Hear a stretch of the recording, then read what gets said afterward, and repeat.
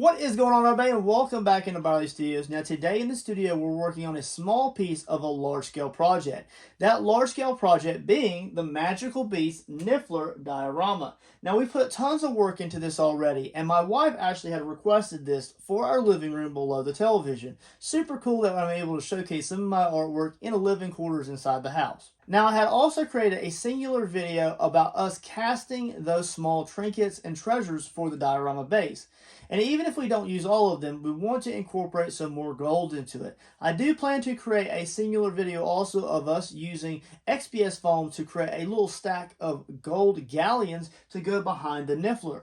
Now, we'll get to that in a separate video just because it's a little bit of a longer format than this video here. Now, in this video, I want to introduce a little bit more gold than I originally anticipated into the diorama base.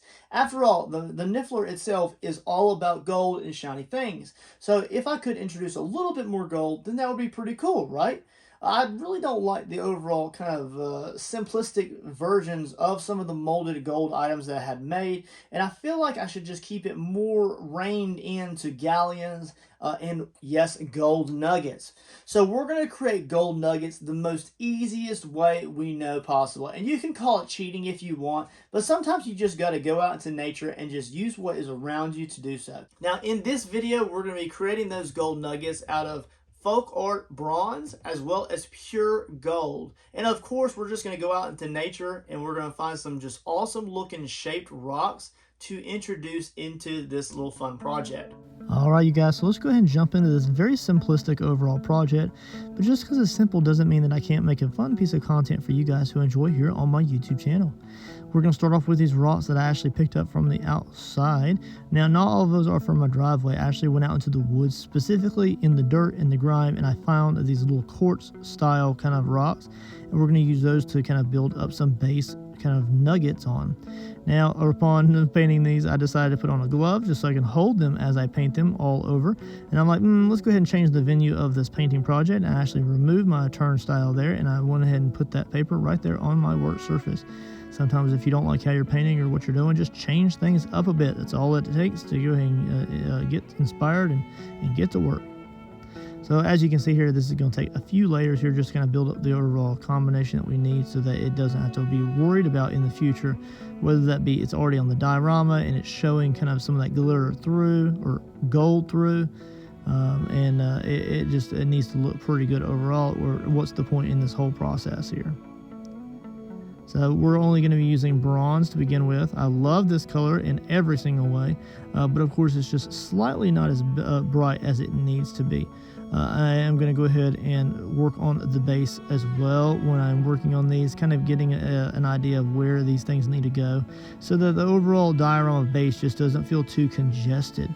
It needs to be nice and smooth, and it needs to feel like it has a lot in it, but then when you get up on it, it needs to be very cool and simplistic because all of the kids will have access to it, and any adults that are in the outside living room area, outside from the studio that is, I would like for them to be impressed by the overall piece of art, which means I need to take a little extra time on it sometimes. Now, as you can see here, we did go ahead and pull out a secondary color here, and this will be the only two colors that we use for this overall project.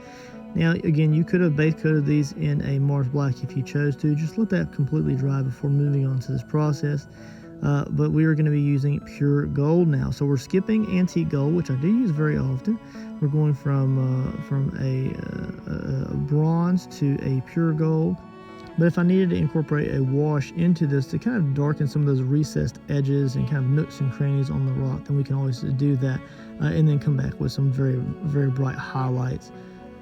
So what we'll do is we're going to go ahead and get a little bit more paint out here, and this is going to be another layer.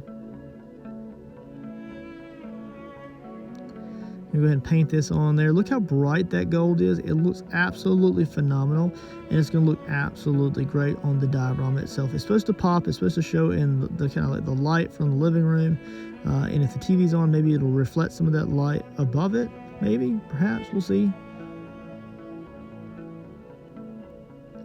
And then here they are, almost all completed. We're going to go ahead and give this ample time to dry completely, and then they will be ready to be added to the overall base itself.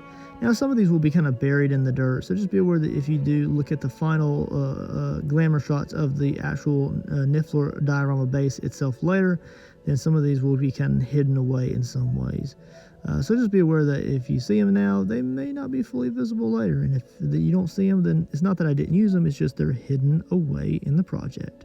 Now you can say what you want about the overall usage of rocks in dioramas, whether or not it's easy or it's cheating, but for the most part we use what we have around us, and if that means that using simple rocks and painting them meets the needs that we have, then why not?